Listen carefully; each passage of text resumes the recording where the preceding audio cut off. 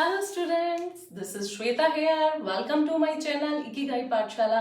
तो बच्चों, आज हम अपना चैप्टर नंबर 2 जो है introduction to linear polynomial start करने जा रहे हैं। ठीक है, तो अब लीनियर पॉलिनोमियल स्टार्ट करने से पहले कुछ इंपॉर्टेंट वर्ड्स होते हैं जो मैं आपको एक्सप्लेन करूंगी, तब आपको पॉलिनोमियल क्लियर होगा। ठीक है, तो बच्चों आपने अपनी 8th क्लास में तो ये चैप्टर पढ़ा नहीं है, पॉलिनोमियल क्या होता है। हाँ, एल्जेब्रिक एक्सप्रेशन पढ़ा है ना, तो मैं वहीं से स्टार्ट कर रही हूँ। ठीक है, तो एल्जेब्रिक एक्सप्रेशन क्या होता है? It is a combination of variable and constant.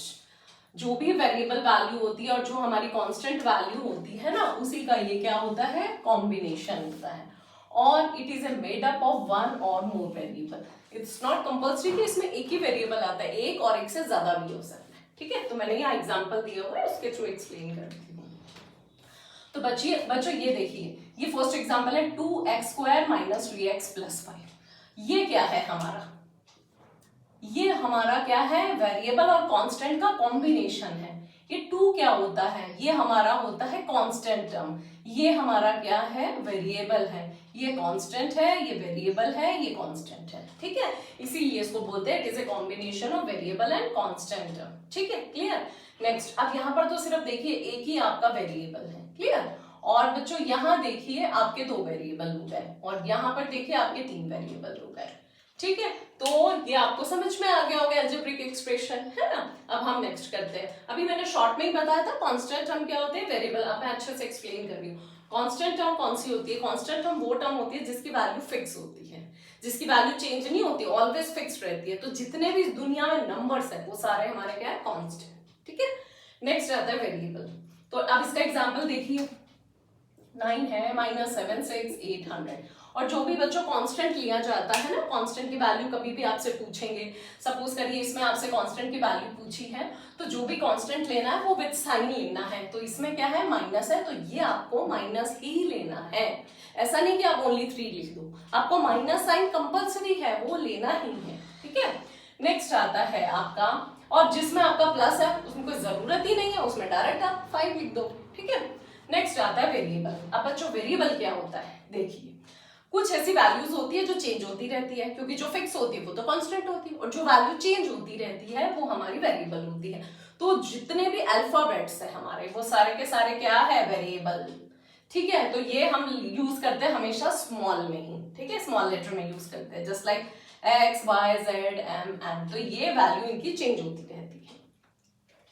ठीक है, तो नेक्स्ट आता है हमारा, ये देखिए टर्म्स। टर्म्स क्या होती है? तो बच्चों जब आपके कोई साइन प्लस या माइनस साइन किसी भी टर्म को किसी भी मतलब कॉम्बिनेशन जो भी एक्सप्रेशन का होता है उसको सेपरेट कर देते हैं, वही हमारा टर्म होता है। देखो ये क्या है? एक टर्म ये हो गया, एक टर्म ये हो गया, एक टर्म ये हो गया। 3 टर्म है ना, 3 टर्म क्यों इनको सेपरेट कर रहा है? ये माइनस और प्लस। माइनस का साइन और जो प्लस का साइन होता है ना बच्चों, वो इनको क्या करता है? सेपरेट करता है। ठीक है, गॉट इट। तो जो इनको सेपरेट करता है उसी से हमें आइडिया होता है कितनी टर्म्स है। अब इसमें देखो कितनी टर्म्स है? 3 टर्म्स है। इसमें ये इसमें भी 3, इसमें 1 2 3 4, इसमें 4 टर्म्स है। बट अब मैं इसी का एग्जांपल लेती हूँ। देखिए इसमें एग्जांपल एक टर्म, ये दूसरी, ये तीसरी, तो इसमें कितनी टर्म बन गई? 3 टर्म्स बन गई। इसमें ये बन गई। ठीक है, और एक और टर्म, एक और बता रही हूँ मैं, एग्जांपल दे रही हूँ। सपोज करो मैंने -100 लिखा, तो बच्चों ये भी आपकी टर्म होती है। ऐसा नहीं है कि इसमें वेरिएबल नहीं है, टर्म नहीं है, नहीं, ओनली कांस्टेंट वैल्यू भी आपकी टर्म हो सकती है। तो ये भी आपकी टर्म हुई है, एक टर्म हो गई। ठीक है, अब नेक्स्ट पढ़ते हैं हम लोग कोएफिशिएंट। कोएफिशिएंट क्या होती है? जो भी एक्सप्रेशन दिया होता है, ठीक है, उसमें आपसे पूछा जाता है कि x² का बताओ, या मतलब इस वेरिएबल की वैल्यू बताओ या इस वेरिएबल की वैल्यू। तो जो वो वेरिएबल पूछा है, x² पूछा है या x पूछा है या y पूछा है, उस पूरे एक्सप्रेशन, सपोज करिए मैं ये ले लेती हूँ, इस पूरे एक्सप्रेशन में ये मैंने एरो बना दिया है। मुझे आप बताइए इस x² की क्या है? कोएफिशिएंट क्या है? और कोएफिशिएंट हमेशा विद साइन लेना है, जैसे कांस्टेंट लिया था वैसे ही लेना है। तो इसमें इसका साइन क्या हुआ? प्लस, तो इसका आंसर क्या होगा? ओनली 5। इसका आंसर क्या होगा? माइनस, विद साइन लेना है आप। ठीक है, अब y देखो कहीं है? y तो है ही नहीं, तो इसका मतलब इसका कोएफिशिएंट क्या होगा? इसका कोएफिशिएंट नहीं है, तो मतलब 0 होगा। क्यों 0 लिखते हैं? देखिए जैसे आपने ये लिख दिया 5x² माइनस 7x और +2। अगर मैं यहाँ पर लिख देती हूँ 0 और y लिख दिया, 0 को किसी भी नंबर से या किसी भी आप वेरिएबल से मल्टीप्लाई करोगे तो आंसर क्या आएगा, 0 ही आएगा। अब ये 0 आ गया तो इसीलिए इसको लिखने की जरूरत नहीं, इसीलिए हमने ये तीनों लिखे। ठीक है, तो ध्यान दीजिए जब भी कोई वेरिएबल पूछा जाता है और वो वेरिएबल इसमें नहीं गिवन है, दैट मीन्स उस कोएफिशिएंट की वैल्यू क्या होती है, 0। ठीक है, बट अगर कोई आपका क्वेश्चन ऐसे आ गया, ठीक है, ये ले लीजिए, ओनली x ले लीजिए, और मैं यहां से पूछूंगी x की वैल्यू, x का कोएफिशिएंट बताइए। तो x का कोएफिशिएंट क्या होगा बच्चों, यहाँ पर ध्यान देना है, x का कोई न्यूमेरिकल वैल्यू नहीं है, तो जिसकी न्यूमेरिकल वैल्यू नहीं होती दैट मीन्स वो किससे मल्टीप्लाई किया हुआ है, 1 से, तो इसका कोएफिशिएंट हो जाएगा -1। Got it? ये हमारा यहाँ पर कोएफिशिएंट क्लियर हो गया, क्लियर हो गया ना, दोबारा एक्सप्लेन तो नहीं करना। ठीक है, नेक्स्ट आता है डिग्री। डिग्री क्या होता है, जो भी वेरिएबल, ध्यान से देखना, जो भी वेरिएबल आपका गिवन होता है उसकी हाईएस्ट पावर, हाईएस्ट या फिर उसको एक्सपोनेंट भी बोल सकते हैं, हाईएस्ट पावर या उसका हाईएस्ट एक्सपोनेंट जो होता है वो इसकी डिग्री होती है। ठीक है, तो देखिए बच्चों, इस पूरे की बताइए डिग्री क्या है। इस पूरे की डिग्री आपका हो गया हाईएस्ट, क्योंकि इसका कुछ नहीं है, इसका मतलब 1 पावर है, तो हाईएस्ट डिग्री क्या हो गई, 2। तो इसका आंसर क्या हो जाएगा, 2। क्लियर? अब इसमें देखिए 2x³ माइनस x²y²। अब ये क्वेश्चन में थोड़ा सा अलग है, तो इसमें ध्यान से देखना है। इसकी हाईएस्ट डिग्री सब लोग कहेंगे अरे 3 है, इसकी हाईएस्ट डिग्री नहीं, इसकी हाईएस्ट डिग्री 3 है, इसकी क्या होगी, इसकी ये दोनों ऐड हो जाएगी, तो हाईएस्ट डिग्री हमारी क्या हो गई, 4। इसमें आप ध्यान से देखना, कंफ्यूज नहीं होना, 1 मार्क में आप लोगों से पूछ सकते हैं। ठीक है, क्योंकि ये दोनों मल्टीप्लाई हो रहा है, तो मल्टीप्लाई जब हो रहे हैं, चाहे वेरिएबल डिफरेंट है बट इन दोनों की पावर आपस में क्या हो जाती है, ऐड। उसके बाद ही हम चेक करते हैं कि हाईएस्ट डिग्री कौन सी होगी। क्लियर? नेक्स्ट आता है हमारा, अब ये सारी चीजें हमने कर ली, क्योंकि अब जब ये अच्छे से समझ में आ गया तो आप पॉलिनोमियल में कोई दिक्कत ही नहीं आएगी। ठीक है, देखिए पॉलिनोमियल आपसे पूछा है, तो पॉलिनोमियल क्या है, एक अलजेब्रिक एक्सप्रेशन होता है। ठीक है, degree of a polynomial is a whole number. जो भी पॉलिनोमियल की, जो भी किसकी डिग्री, वेरिएबल की, मतलब कोई भी आपको नंबर दे रखा है, मैं एक एग्जांपल से बताती हूँ, 2x² माइनस 7x प्लस 5। लेकिन बच्चों एक चीज ध्यान रखना, आपका जो ये दे रखा है इंट्रोडक्शन टू लीनियर पॉलिनोमियल, ये ऑलवेज 1 वेरिएबल का ही है। ठीक है, अब देखिए ये मैंने आपको दे रखा है।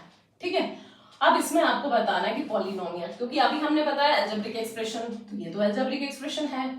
डिग्री किसकी लेनी है, ध्यान से देखिए, यहाँ degree of a variable, variable की डिग्री देखिए, तो वेरिएबल क्या है, ये, इसकी डिग्री एक ही, इसकी डिग्री एक ही, और तो कोई है ही नहीं।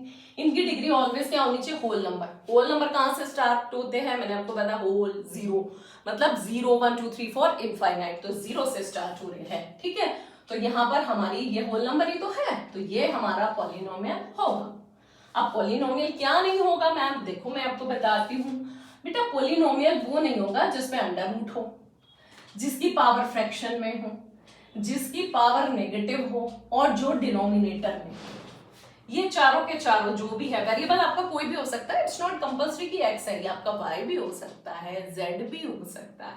ठीक है, तो जो जिसकी पावर जो अंडर रूट में होगा और जिसकी पावर फ्रैक्शन में होगी, जिसकी पावर नेगेटिव होगी, जो डिनोमिनेटर में आएगा, वो हमारा पॉलिनोमियल नहीं होगा। कैसे, x अंडर रूट x है, इसका मतलब क्या होता है, x की पावर क्या हो गया, 1/2 हो गया, है ना, ये सेम ये सेम। अब ये देखिए 1/x का मतलब ये होता है, अब जब यही 1 जो है वो जब ऊपर जाएगा तो क्या बन जाएगा, एक्सपोनेंट का रूल फॉलो करेगा तो -1 बन जाएगा, तो क्या हो गया, नेगेटिव हो गई ना इसकी पावर। तो समझ गए, ये चारों कंडीशन आप याद रखिएगा, अगर ये है तो वो पॉलिनोमियल नहीं होगा, बट ये वेरिएबल के होने चाहिए, कांस्टेंट में है चलेगा। अब जैसे मैंने इसमें दिया √2x² माइनस x/√3 प्लस 4, ये मैंने आपको दिया। अब इसमें देखो, सबसे पहले आपको वेरिएबल ही चेक करना है, वेरिएबल ये है और ये है। ठीक है, ये वेरिएबल मैंने चेक किया, तो इसमें इसकी पावर क्या हो रही है, 2 आ रही है, इसकी पावर क्या है, 1। ठीक है, तो मतलब ये मेरा होल नंबर में है, तो ये मेरा पॉलिनोमियल होगा। बट मैम अंडर रूट आ रहा है, तो बच्चों अंडर रूट सिर्फ वेरिएबल का है, देखना है, उस कांस्टेंट का नहीं देखना, ठीक है। अगर आप वेरिएबल का देखोगे तभी आपको आइडिया होगा। अगर अब तो ये कांस्टेंट का है तो कांस्टेंट का होने दो, कांस्टेंट की पावर फ्रैक्शन में होने दो, डिनोमिनेटर में होने दो, अंडर रूट में होने दो, बट वो आपका पॉलिनोमियल से उसका कोई कनेक्शन नहीं, सिर्फ वेरिएबल का है कि वेरिएबल की जो पावर है वो होल में होनी चाहिए, ये इंपॉर्टेंट पॉइंट, ठीक है। अब हम इसका दो तीन एग्जाम्पल लिखते हैं, फिर आप हमें बताएंगे।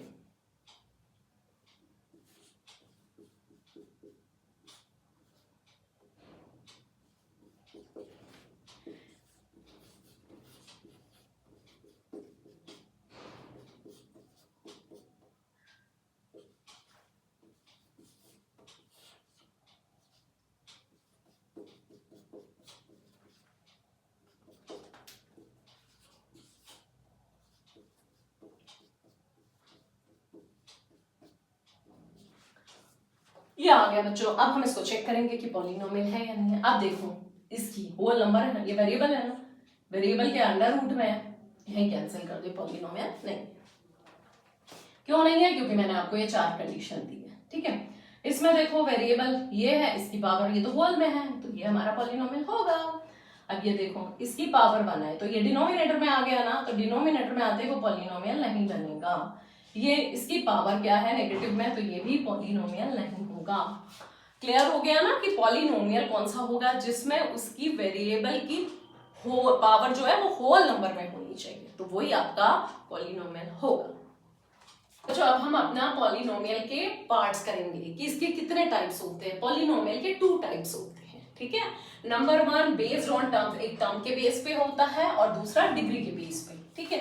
तो टर्म्स के बेस पे कितने होते हैं? टर्म के बेस पे होते हैं 3 होते हैं, वैसे तो 3 से भी ज्यादा है, बट आपके लिए 3 इनफ है 9th क्लास में, ठीक है। मोनोमियल होता है, बाइनोमियल होता है, ट्राइनोमियल। अब ये जो टर्म के बेस पे किया जाता है, जिसमें 1 टर्म होती है वो हमारा मोनोमियल होगा, जिसमें 2 टर्म्स होगी वो बाइनोमियल, जिसमें 3 टर्म्स होगी वो ट्राइनोमियल होगा, ठीक है। अब 1 टर्म कैसे, तो मैंने आपको बताया था कि माइनस या प्लस साइन उस टर्म को सेपरेट कर देता है। तो देखिए यहाँ पर सिर्फ क्या है, यहाँ पर आपका सिर्फ एक ही वैल्यू है, ओनली 7x, कोई प्लस नहीं कोई माइनस नहीं, तो ये सिंगल ही है टर्म, तो इसलिए ये हो गई मोनोमियल। ये भी मोनोमियल है, ये सिर्फ कांस्टेंट है, ये कॉम्बिनेशन है कांस्टेंट और वेरिएबल का, ये भी कॉम्बिनेशन है कांस्टेंट एंड वेरिएबल का, ठीक है। ये हमारी क्या हो गई मोनोमियल। अब बाइनोमियल जिसमें 2 टर्म्स है, अब देखो माइनस या प्लस का साइन इन दोनों को सेपरेट कर रहा है, तो ये वाली जो मेरी हो गई ये क्या हो गई आपकी बाइनोमियल, ये भी आपकी बाइनोमियल टर्म हो गई, क्योंकि इसमें क्या है 2 टर्म्स है, माइनस और प्लस दोनों को सेपरेट कर रही है। ये अलग एग्जांपल है, ये अलग एग्जांपल है, ठीक है। अच्छे से समझ में आ रहा है ना। नेक्स्ट आता है हमारा ट्राइनोमियल। ये जो ट्राइनोमियल होता है बच्चों, इसमें 3 टर्म्स होती है, तो देखिए 1 टर्म 2 टर्म 3 टर्म, तो माइनस या प्लस का साइन इनको क्या कर रहा है, टर्म्स को सेपरेट करके बता रहा है कि इसमें कितनी टर्म है ना। क्लियर हो गया। अब मैं आपको ना 2-3 एग्जाम्पल देती हूँ, तो आप मुझे बताएंगे, ठीक है। तो ये देखिए 2x² - 5, एक एग्जाम्पल है, एक -95 दे दिया, एक दे दिया -2x + 5x² - 7x, ठीक है। तो बच्चों आप बताएंगे ये क्या है हमारा, ये हमारा क्या है, जल्दी से बताइए। यस, ये हमारी 2 टर्म्स है, तो ये हमारी क्या हो गई बाइनोमियल, ये हो गई बाइनोमियल, ठीक है। 2 टर्म्स है इसमें, इसलिए ये देखिए इसमें एक ही टर्म है, सिंगल है, तो ये क्या हो गई मोनोमियल, ठीक है। अब इसमें गड़बड़ कर सकते हैं, ध्यान से देखिए, इसमें आप कहोगे 1 2 3, मैम इसमें 3 टर्म्स है तो ये तो ट्राइनोमियल हुआ। नहीं बच्चों, ये ट्राइनोमियल नहीं हुआ। क्यों? क्योंकि सबसे पहले आपने 8th में सीखा ना, जब भी कोई अलजेब्रिक एक्सप्रेशन आता है तो उसको पहले सिंप्लीफाई करना है, तो इसको हम सिंप्लीफाई करेंगे। देखिए ये -2x और ये -7x सेम साइन है ना, तो इसको सिंप्लीफाई करो, तो ये तो हो गया मेरा 5x² एज इट इज, ये -2 - 7 कितना हो गया, सेम सेम साइन प्लस, तो -9x आ गया, ठीक है। अब इसको देख के बताना है ये क्या हो गया हमारी, ये हमें लग रहा था ना ट्राइनोमियल है, देखिए बट ये ट्राइनोमियल नहीं है, क्योंकि हमने इसको सिंप्लीफाई किया, सिंप्लीफाई करके ये क्या बन गया हमारा, 2 टर्म्स आ गई ना, तो ये हमारा बाइनोमियल बन गया, ठीक है। तो ये कुछ छोटे छोटे पॉइंट्स होते हैं, या छोटी छोटी ऐसी चीजें होती है जो आपको ध्यान रखनी चाहिए। क्लियर हो गया ना, ये ध्यान रखना इसको, ठीक है। अब मुझे मालूम है आपको अच्छे से आ गया, गुड। नेक्स्ट आता है बच्चों अब हमारा डिग्री के बेस पे। तो डिग्री के बेस पे हमारे 5 होते हैं। फर्स्ट होता है हमारा कांस्टेंट पॉलिनोमियल। अब आप बताओ कांस्टेंट की बात जब भी हम करते हैं क्या कोई वेरिएबल आता है? नहीं आता ना, तो वही है, मतलब वेरिएबल नहीं आ रहा, इसका मतलब उसकी डिग्री क्या है? 0। देखिए अगर मैं -7 लिख देती हूँ दैट मीन्स क्या है, इसकी डिग्री क्या होती है? 0 होती है।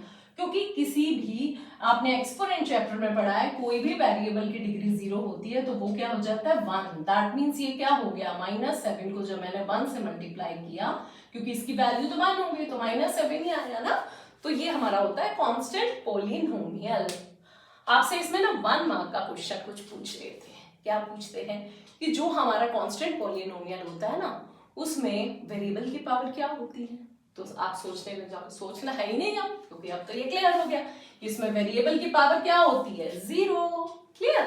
तो अब मैं इसको क्या कर रही हूँ, इसको रब कर रही हूँ, ठीक है? तो याद रहेगा ना, कांस्टेंट पॉलिनोमियल में याद नहीं करना, समझना है। मतलब क्या समझना है कि कांस्टेंट पॉलिनोमियल का मतलब ओनली नंबर है, इसका मतलब वेरिएबल नहीं है। क्यों नहीं है? क्योंकि उसकी डिग्री 0 है। नेक्स्ट आता है बच्चों हमारा लीनियर पॉलिनोमियल। लीनियर मतलब 1 डिग्री, जो नाम से ही मालूम चल रहा है लीनियर, जिसकी डिग्री 1 होती है वो हमारा पॉलिनोमियल होगा। देखिए 5x - 10 ये लिख दिया मैंने। अब ये चाहे ट्राइनोमियल हो, मोनोमियल हो, बाइनोमियल हो, कुछ हो, ये नहीं देखना, आपको सिर्फ डिग्री को देखना है, वो भी हाईएस्ट। इसकी हाईएस्ट डिग्री क्या है? 1 है, तो ये हमारा क्या हुआ? लीनियर। सपोज करो मैं ऐसे लिख देती हूँ 5x - 7x² + 10। तो बहुत से स्टूडेंट कहेंगे अरे हाँ इसमें तो x की पावर 1 है तो ये लीनियर हो गया। नहीं बच्चों, आपको क्या करना है, उसकी ना हाईएस्ट डिग्री देखनी है। तो हाईएस्ट डिग्री क्या है? 2 है, तो ये हमारा क्या हुआ? लीनियर नहीं हुआ। ये हमारा क्या हुआ? दूसरा हुआ, लीनियर नहीं हुआ। क्लियर? अब क्या हुआ वो इससे मालूम चलेगा आपको। क्वाड्रेटिक पॉलिनोमियल, जिसकी डिग्री आपकी क्या होगी? हाईएस्ट डिग्री 2 होगी। जिसकी हाईएस्ट डिग्री आपकी 2 होगी वो क्वाड्रेटिक पॉलिनोमियल है। जैसे मैंने लिख दिया 2x² - 5x + 4। अब इसकी हाईएस्ट डिग्री क्या है? 2 है, तो ये मेरा क्या हो गया? पॉलिनोमियल हो गया। ठीक है, अब आप ध्यान रखिएगा, एक ना क्वेश्चन एमसीक्यू में ये भी पूछते हैं, अभी याद आया है जस्ट मुझे, कि आपको ना कोई पॉलिनोमियल दिया हुआ है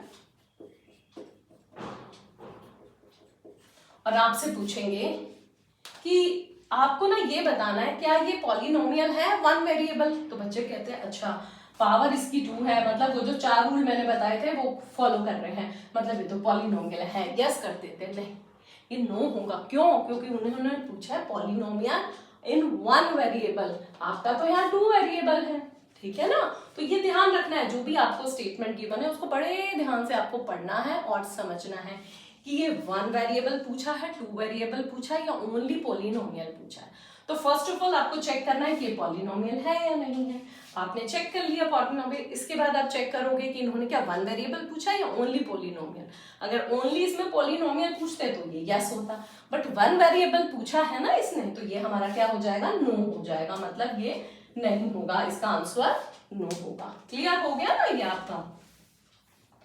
नेक्स्ट क्यूबिक पॉलिनोमियल, जिसकी डिग्री क्या होगी आपकी? देखो जिसकी डिग्री 0 वो कांस्टेंट पॉलिनोमियल, जिसकी डिग्री 1 वो लीनियर पॉलिनोमियल, जिसकी डिग्री 2 वो हमारा क्वाड्रेटिक पॉलिनोमियल, जिसकी डिग्री 3 वो हमारा क्यूबिक पॉलिनोमियल। चलिए इसका एक एग्जांपल नोट डाउन करते हैं। 5x³ - 1 + 5x। ठीक है, ये कर दिया। तो इसमें हाईएस्ट डिग्री आपकी 3 है, दैट मींस ये क्यूबिक पॉलिनोमियल है। ठीक है, अब आता है बाय क्वाड्रेटिक पॉलिनोमियल, जिसकी डिग्री 4 होगी।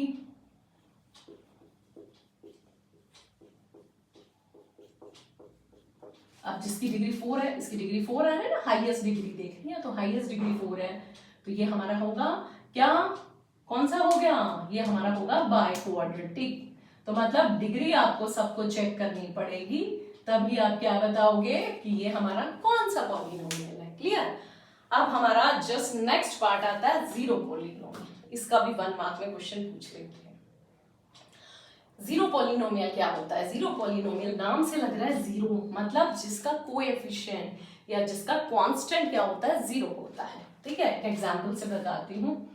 अब मैंने आपको लिखा है, इसका कोई भी आपको बोलेंगे इक्वेशन बना लिया है, तो इसकी इक्वेशन ये बनेगी 0x² माइनस 0x प्लस 0, ये बन गई।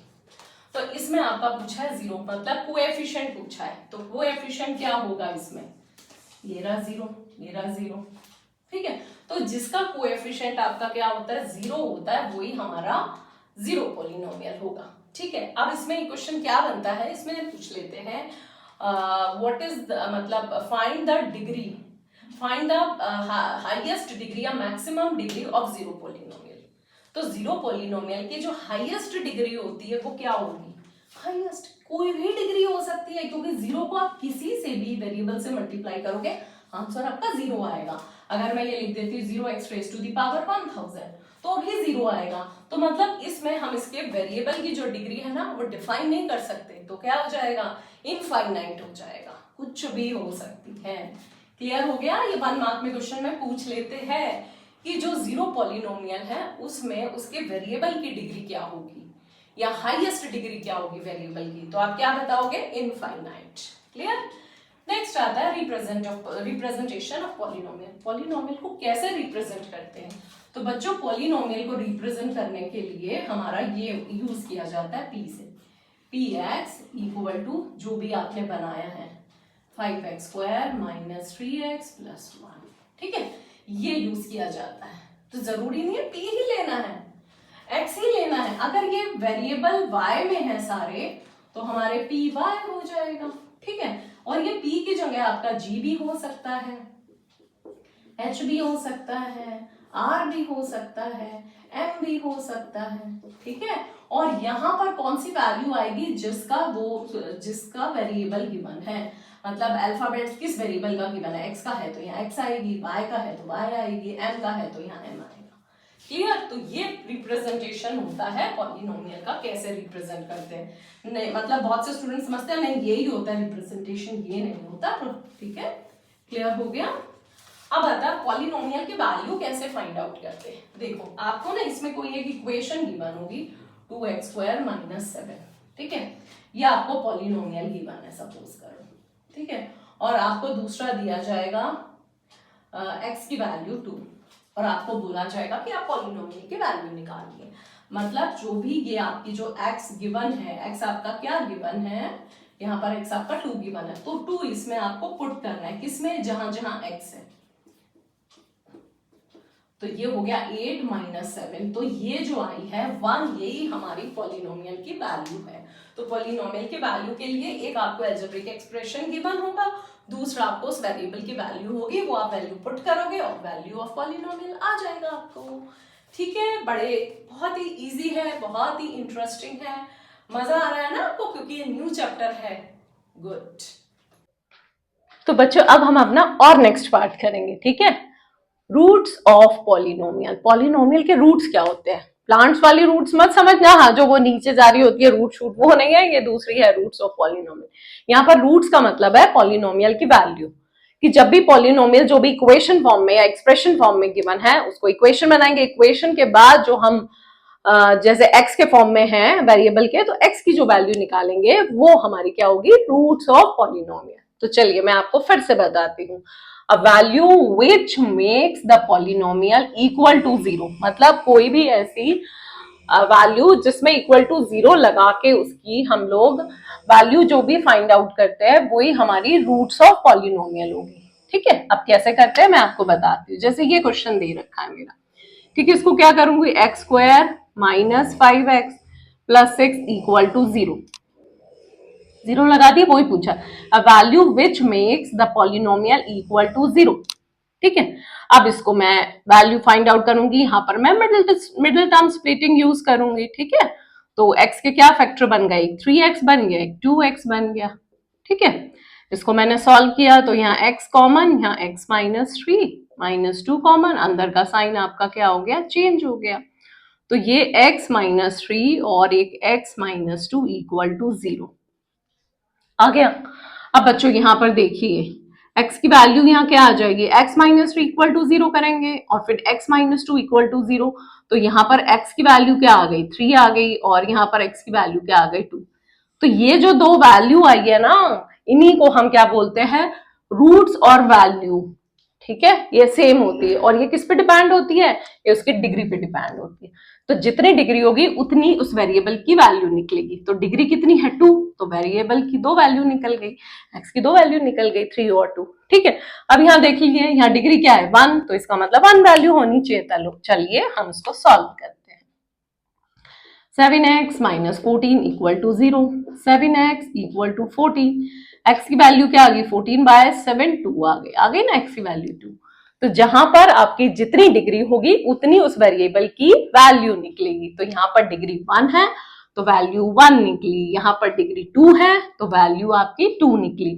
अगर 3 होगी तो 3 निकलेगी, but 3 is not in your syllabus, आपके में 1 और 2 ही है। ठीक है, तो मीन्स अब आपको समझ में आ गया रूट्स ऑफ पॉलिनोमियल को वैल्यू ऑफ पॉलिनोमियल भी बोलते हैं। क्लियर। नेक्स्ट आता है बच्चों, अब हमारा आता है फैक्टर थ्योरम। तो फैक्टर थ्योरम क्या होता है, तो पहले देखिए आप, एक हमने ये फॉर्मूला पहले भी किया हुआ है ना। तो ये हमारा फॉर्मूला देखिए, डिविडेंड, डिविडेंड किसके इक्वल होता है, divisor into coefficient plus remainder. इन दोनों का मल्टीप्लाई जब कर देते हैं, रिमाइंडर को ऐड कर देते हैं, तो इसके इक्वल आ जाता है। तो हमारा चेक हो जाता है कि हमारा डिवीजन करेक्ट है। ठीक है, तो यहाँ पर इसका क्या यूज है, अब देखिए आपको एक ये अलजेब्रिक एक्सप्रेशन गिवन है और एक ये गिवन है। आपसे इस क्वेश्चन में पूछा है इज x minus 3 और x minus 2 which one is factor of x square minus 5x plus 6। मतलब इन दोनों में से कौन सा, क्या पता दोनों भी हो सकते हैं, क्या पता कोई भी नहीं है, है ना, क्या पता कौन सा है, कोई एक हो सकता है, इसका फैक्टर होना चाहिए।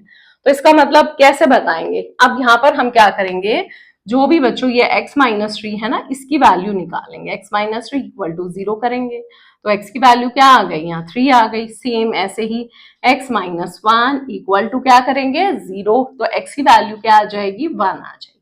ये समझ में आया।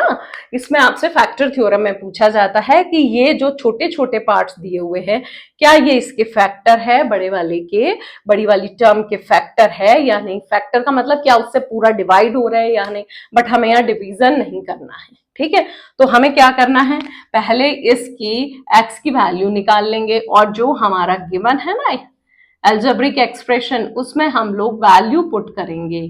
ठीक है, तो यहाँ पर पहले हम 3 पुट करते हैं। ठीक है, तो मैं यहाँ 3 पुट करूंगी, तो 3 स्क्वायर माइनस 5 3 जा 15 प्लस 6, तो ये मेरा 9 प्लस 6 15 माइनस 15 आपका क्या आ गया है 0 आ गया है। ठीक है, तो यहाँ मेरा 15 माइनस 15 0 आ गया, मतलब ये वाला इसका फैक्टर है। Yes, it is a factor of this algebraic expression. Clear हुआ ये। जब वैल्यू 0 आ जाती है, मतलब जब हम इसको डिवाइड करेंगे तो आपका रिमाइंडर क्या आएगा 0 आ जाएगा, तो ये इसका फैक्टर है। ठीक है, अब ये हम लोग यहाँ पर ये अब दूसरे वाले में भी यही यूज करेंगे, बट वैल्यू हमारी क्या हो जाएगी, डिफरेंट हो जाएगी। ठीक है, तो वैल्यू यहाँ हो गई 1, यहाँ नेगेटिव भी हो सकती है। तो 1 स्क्वायर माइनस 5 इंटू 1 प्लस 6, तो 1 का स्क्वायर 1 माइनस 5 प्लस 6, बच्चों कितना होगा 6 और 1 7 माइनस 5 2, तो 2 हो गया। तो इसका मतलब ये वाला फैक्टर हमारा क्या है, no, this is not factor of this algebraic expression. ठीक है, तो ये फैक्टर थ्योरम होती है। क्लियर। तो अब हम अपना बच्चों नेक्स्ट वाला पार्ट करते हैं, जो कि है लीनियर ग्रोथ। मतलब कैसे मालूम चलेगा कि उसकी ग्रोथ हो रही है, कैसे मालूम चलेगा, जब कोई चीज हमारी इंक्रीज होती जा रही है। इंक्रीज कब होगी, जब उसमें प्लस होगा।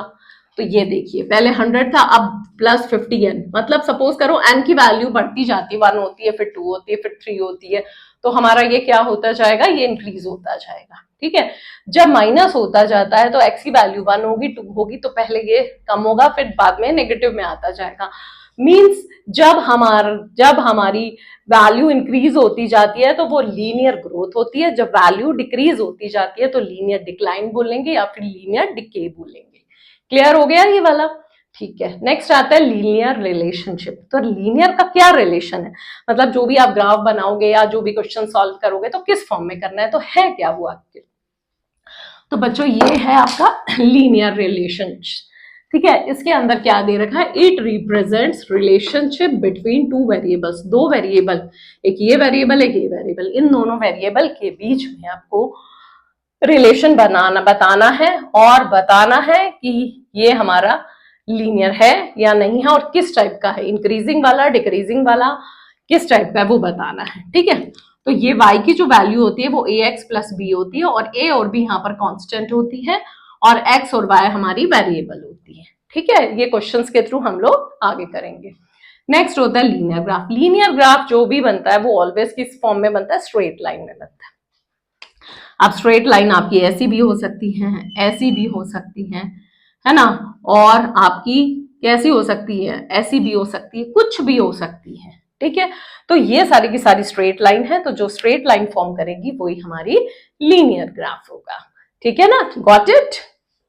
तो बच्चों ये हमने यहाँ पर इक्वेशन लिख ली और ए का मीन्स क्या होता है, वाई का मीनिंग क्या होता है डायग्राम में। ठीक है, तो ए का मतलब होता है स्लोप। ए हमारी स्लोप को बताती है कि स्लोप कैसी जाएगी, अपवर्ड्स जाएगी या डाउनवर्ड्स जाएगी। ठीक है, बी हमारी सिर्फ इतना बताते हैं कि वाई इंटरसेप्ट होगी, मतलब वाई को कट करेगी। अब थोड़ा सा मैं आपको बताती हूँ, अगर हमारा ए, ये सारा मैं दोबारा एक्सप्लेन करूंगी, पहले बता रही हूँ। अगर ए सपोज करिए मेरा पॉजिटिव वैल्यू होता है, तो हमारी पॉजिटिव वैल्यू कहाँ होती है, यहाँ होती है। जब भी ए हमारी पॉजिटिव होगी ना, बस वो ऊपर की तरफ जाएगी।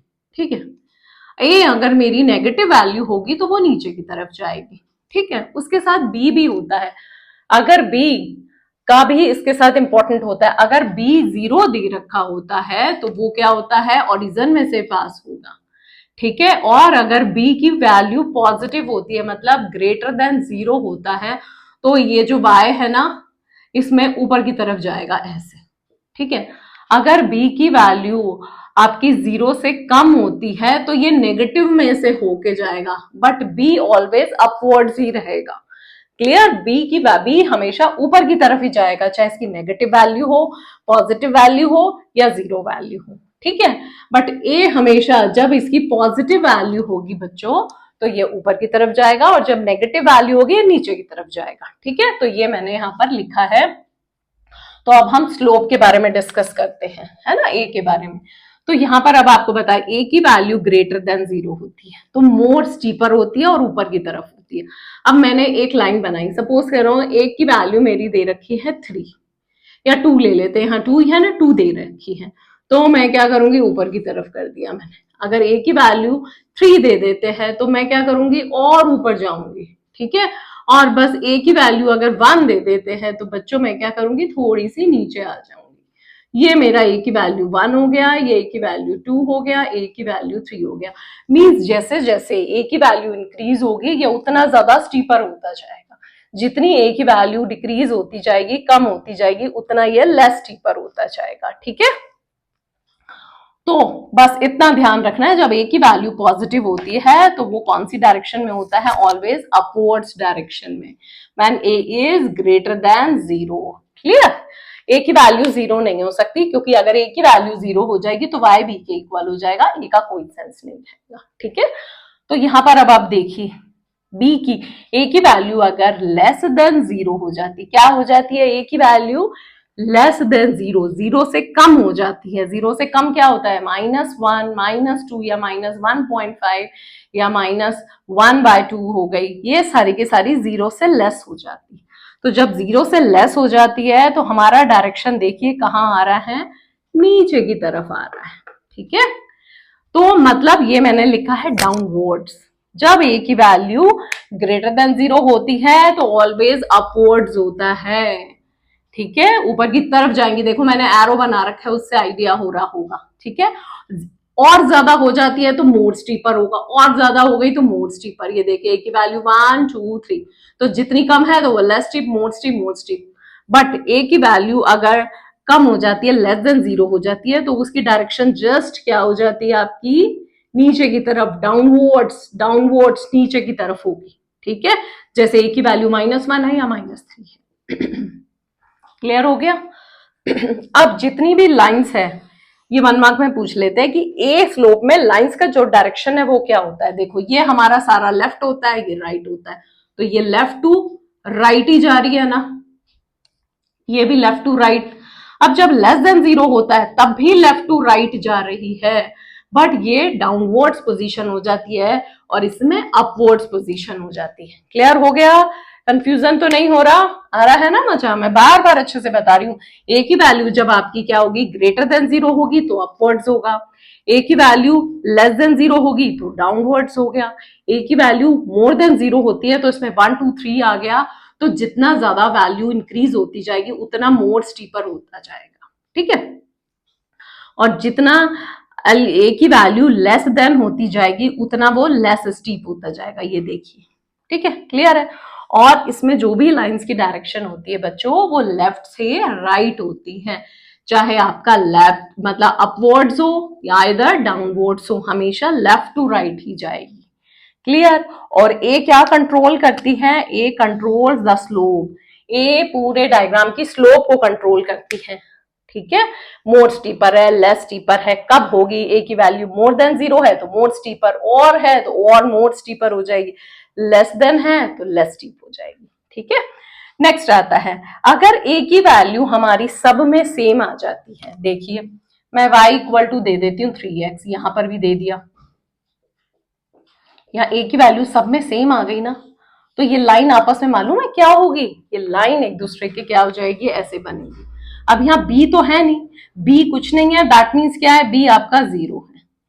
और याद रखिए जब भी बी जीरो होता है तो ऑलवेज क्या होता है, वो किसमें से पास होती है, कांस्टेंट। अब ये ए की है, देखिए ये यही ले लेते हैं। अब जब ए की बाई की वैल्यू सेम आ जाती है ना, और यहाँ पर बी की वैल्यू मैं थोड़ी सी चेंज करूंगी, ये 0 ले लेती हूँ, ये 1 ले लेती हूँ, ये -1 ले लिया, ठीक है। अब यहाँ पर y की जो भी वैल्यू है उसको x के थ्रू बनेगी, तो x की वैल्यू सब में 3x है, तो 3x है, मतलब सारी की सारी अगर ऐसी होती है तो वो एक दूसरे के क्या बनेगी, पैरेलल। एक ऐसी बनेगी, एक ऐसे बनेगी, एक ऐसे बनेगी। आपको इतना समझना है, जब a की वैल्यू सेम होती है इन ऑल इक्वेशंस, ठीक है, then all lines will be parallel. ये तीनों के तीनों पैरेलल हुए क्योंकि यहाँ a की वैल्यू क्या है, सेम है। तो आपको कई बार ये दे दिया जाता है बिना डायग्राम के, आपको 1 मार्क में पूछा जाएगा, इसमें a पैरेलल होगी, इंटरसेक्ट करेगी, क्या होगी, तो यहाँ पर a की वैल्यू क्या होगी बच्चों, पैरेलल होगी, क्योंकि a की वैल्यू सेम है। याद रहेगा, a की वैल्यू जब भी सेम हो आप याद रखना वो ऑलवेज पैरेलल होगी, क्या होगी, पैरेलल, ठीक है। अब हम b के ऊपर आते हैं। बी की बात सुनिए, बी कह रहा है वाई इंटरसेप्ट, मतलब जो वाई एक्सेस लाइन होती है ना, ये तो हमारी 0 हो जाती है, तो इससे ऊपर सारी की सारी पॉजिटिव, इससे ऊपर सारी की सारी नेगेटिव हो जाती है, बस वाई लाइन को ही कट करेगा, ऑलवेज ये अपवर्ड्स ही होगा, ठीक है। अब देखो बी की वैल्यू अगर 0 होती है तो ये क्या करेगा, 0 मतलब ऑरिजन में से पास होगा। याद रखना जब भी बी की value 0 means pass from the origin, correct. जब बी की वैल्यू ग्रेटर देन 0 हो जाती है, ये 1 पॉइंट, इनको पॉइंट में लिख देती हूं मैं, याद रहेगा, है ना, तो ये भी 1 पॉइंट, इसके 2 ही पॉइंट है। तो जब b की वैल्यू आपकी ग्रेटर देन 0 है, मतलब 1 आ गई या 2 आ गई, मतलब इसका मतलब y में आएगा। b की वैल्यू सपोज करिए यहां आ गई 1, तो इसका मतलब ये 1 है, तो b यहां से पास करेगा पॉजिटिव में से, ठीक है। और b लेस देन 0 है, मतलब b की वैल्यू -2 आ गई, तो नीचे वाला देखना, ये -1 -2, तो ये नीचे की तरफ यूं नहीं आएगा, जाएगा तो अपवर्ड्स, ठीक है, ये ऐसे जाएगा। ये अपवर्ड जाना या डाउनवर्ड जाना ये किस पे डिपेंड करता है, ए के ऊपर। अगर ए की वैल्यू आपको पॉजिटिव दी हुई है तो ये ऊपर की तरफ जाएगा, है ना। अगर ए की वैल्यू यही नेगेटिव दी हुई होती तो क्या करते, तो फिर ये डाउनवर्ड्स जाना, समझ गए। बी हमेशा ऊपर की तरफ ही जाता है, बी ये डिसाइड नहीं करता कि नीचे जाए या ऊपर जाए, बी क्या डिसाइड करता है, सिर्फ y एक्सेस पे डिसाइड करता है कि y की वैल्यू पॉजिटिव में से लेंगे, नेगेटिव में से लेंगे, 0 में से। अगर b की वैल्यू 0 है तो ओरिजिन में से, b की वैल्यू आपकी ग्रेटर देन 0 है तो यहां पर लाई करेगी, ऊपर से जाएगी, ठीक है, कहीं भी जा सकती है, यहां से यहां जा सकती है, मतलब पॉजिटिव होगी तो ऊपर से जाएगी, अगर नेगेटिव है तो फिर आपकी ये नीचे से जाएगी। क्लियर हो गया। तो बी सिर्फ y एक्सेस को ही कंट्रोल करता है और किसी को कंट्रोल नहीं करता। समझ में आया बच्चों? फिर से मैं बता रही हूं, ए क्या कहता है, ए की वैल्यू अगर पॉजिटिव आती है तो वो अपवर्ड डायरेक्शन में जाता है, ए की वैल्यू नेगेटिव आती है तो वो डाउनवर्ड्स डायरेक्शन में जाता है, ठीक है।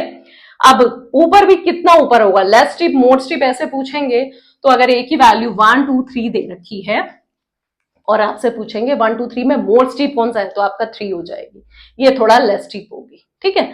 ऐसे ही ए की वैल्यू -2 या -3, -1 और -3 दे रखे, इसमें लेस स्टीप ये हो जाएगा, ये थोड़ा कम स्टीप होगी, मतलब इन दोनों के कंपैरिजन ये ज्यादा स्टीप होगी, ये कम स्टीप होगी, ठीक है। फिर आता है बी। बी क्या डिसाइड करता है, सिर्फ वाई एक्सिस को, मतलब जो भी वाई एक्सिस पे बने हुए हैं, अगर जीरो में से पास बी की वैल्यू 0 है तो ओरिजिन में से पास होगा, ठीक है। बी की वैल्यू पॉजिटिव है तो मतलब वाई की एक्सिस की पॉजिटिव वैल्यू में से होके जाएगा।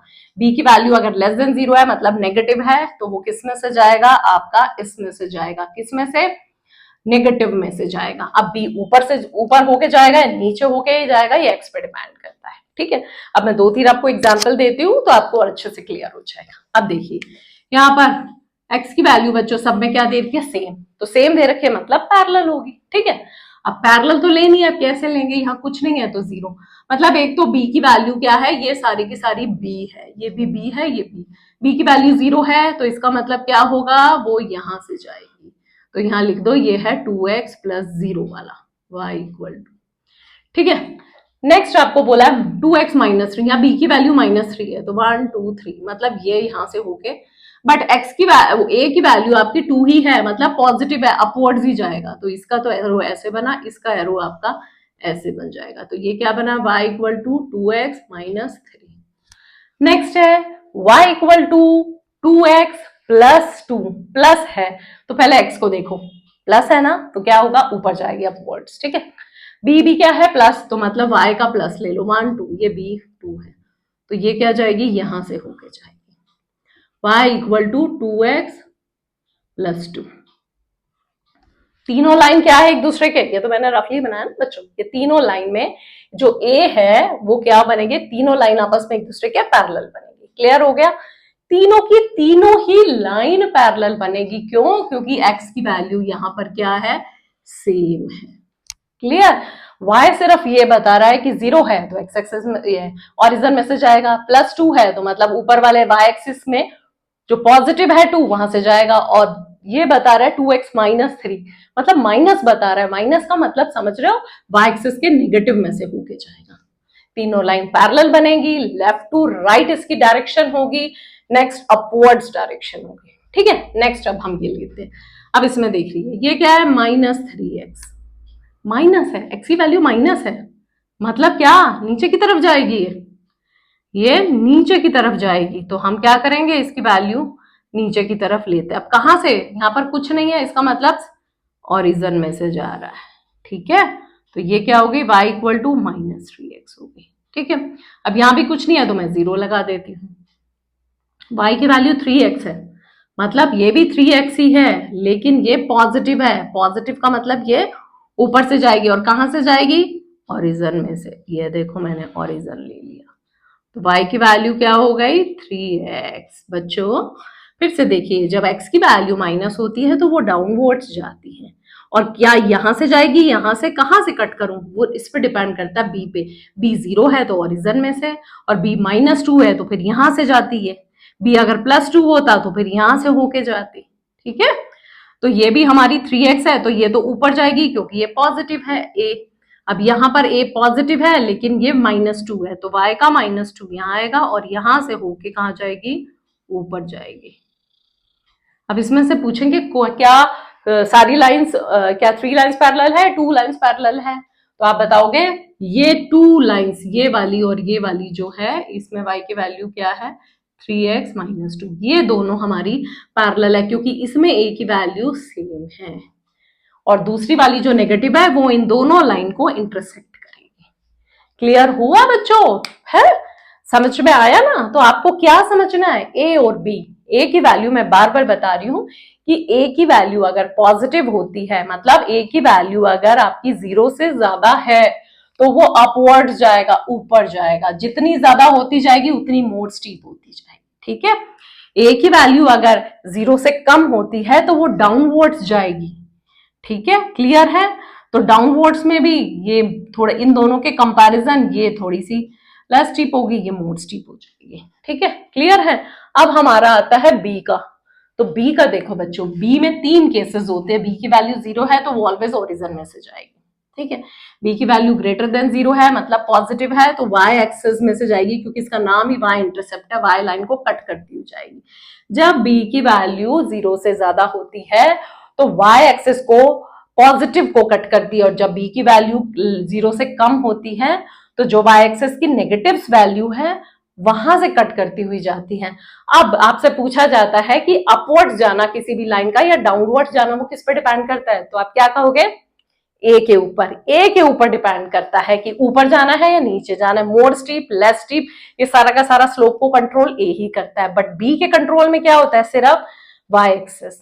बी की वैल्यू पॉजिटिव तो वाई एक्सिस के पॉजिटिव वैल्यू में से होके जाएगी, बी की वैल्यू नेगेटिव तो बी वाई एक्सिस की नेगेटिव वैल्यू में से होके जाएगी। Clear? I think you got it. ये हमारी है समरी किसकी, y equal to ax plus B, मतलब पॉलिनोमियल में इसके थ्रू जो भी डायग्राम बनेगा, जो भी हमारा क्वेश्चन सॉल्व होगा उसकी समरी है। ठीक है, तो यहाँ पर देखिए a is greater than 0, a की वैल्यू जब 0 होगी तो वो स्टीपनेस को शो करेगी और ऊपर की तरफ डायरेक्शन में होगी, ऐसे अपवर्ड डायरेक्शन में होगी, और a की वैल्यू जैसे जैसे बढ़ती जाएगी उसकी स्टीपनेस वैसे वैसे मोर होती जाएगी। ये देखिए, अगर सपोज करिए मैंने 3 लिया है, ए की वैल्यू मैंने ले लिया 1, ए की वैल्यू मैंने ले लिया 3 और ए की वैल्यू मैंने ले लिया 7। अगर मैंने ए की वैल्यू 3 ली है, ये मेरी ए की वैल्यू 3 आ गई।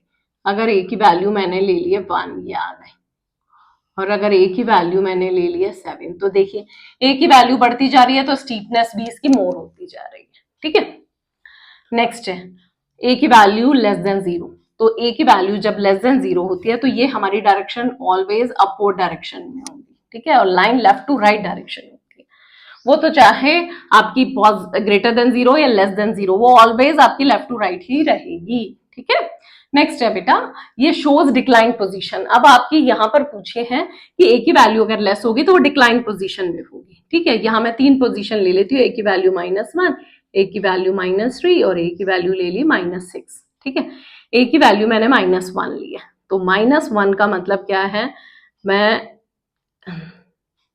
ये ऐसे हो जाएगी, ये मेरी हो गई डाउनवर्ड डायरेक्शन, ए की वैल्यू क्या हो गई -1, ए की वैल्यू हो गई नेक्स्ट हो गई -3।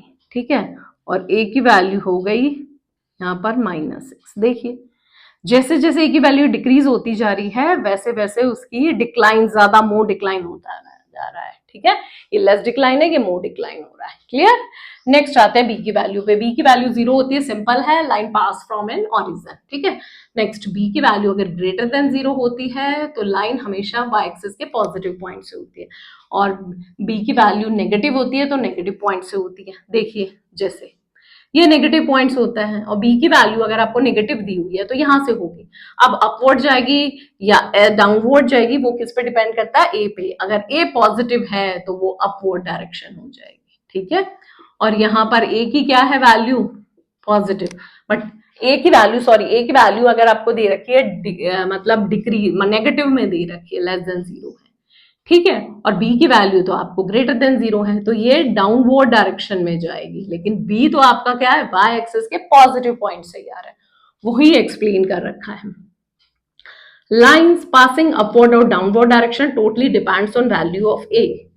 ठीक है, क्लियर हो गया ना? जो लाइन अपवर्ड जाएगी या डाउनवर्ड जाएगी वो किस पे डिपेंड है, वो टोटल ए पे डिपेंड है।